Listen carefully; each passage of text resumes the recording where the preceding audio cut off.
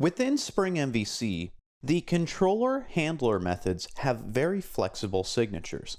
For example, when we look at the find method, we're just able to pass in this model object.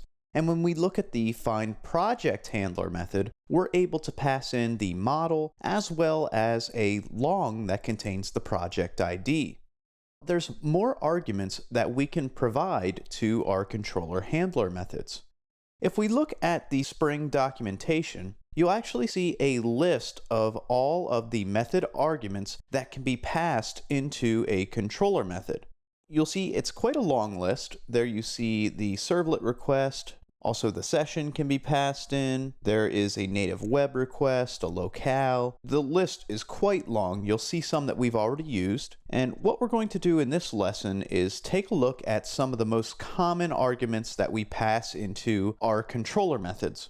We're going to start out by just passing in the session, and we're going to pass it into the add project method that is mapped to the /add path, and it is also specifying that the method must be a GET request.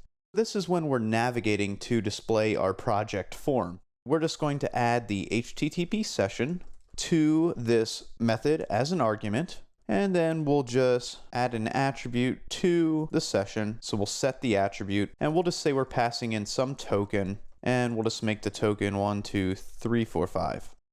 All we need to do is specify the argument type and specify a name for that argument, and Spring is smart enough to inspect that method via reflection and pass in the appropriate object.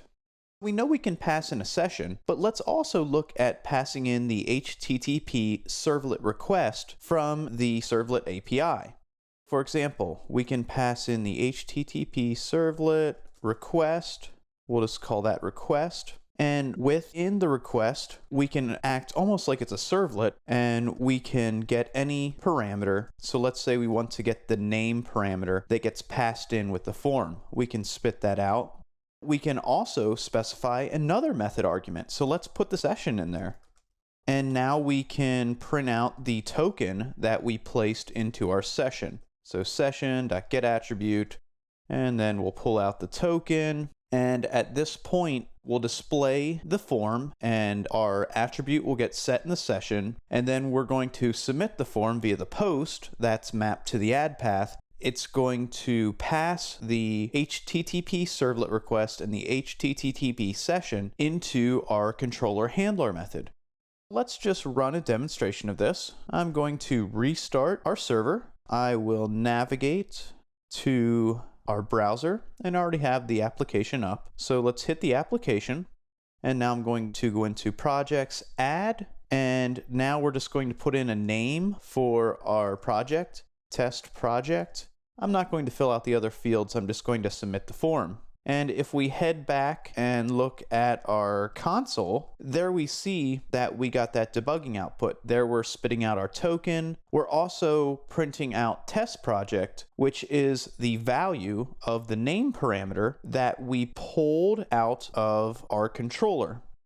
Here we were working with the request, and we pulled out the name parameter that was submitted in this input box that had a parameter value of name. Let's go back and we'll take a look at another way we could have grabbed our name parameter. One thing we can do within our controller handler methods is specify a request parameter mapping, and we need to provide the name of the parameter that we would like to pull from the request. We'll just specify name, and then we need to provide a string type and also a name for our argument. What this says is look at the request, find the name parameter, and place the value of that parameter into this string argument named name. And we can just print that out within the body of our controller method. Restart our server once again. We will run through that same demonstration again, illustrating the use of the request parameter annotation. So I'm going to go to projects, add, and we're going to type in using the request param annotation. Once we submit our form, if we go back and look at our console, there we see that we spit out our token and then we spit out the value for the name parameter.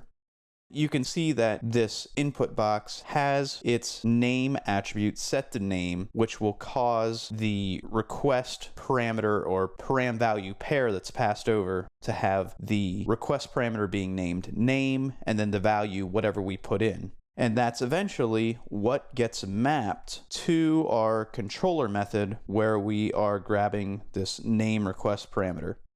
This is how flexible the method signatures can be within Spring MVC when we annotate our controller request handler methods.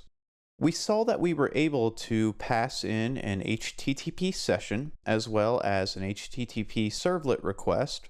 And then we took a look at the request param annotation, and using this annotation, we are able to extract a value from the request for one of the parameters. Now, one thing about this annotation is it's also able to type the parameter being pulled from the request. For example, if we were to change this to a long, and we were to run our example again, and this time I pass in a number to our form, so I'm just going to go back to the form, and I'm going to pass in 3. Here we see, if we look at the console, that it was able to convert the value that we provided to the controller into type long. There is some built-in type conversion that works with the request parameter annotation that is included in Spring MVC that makes the method signatures even more flexible.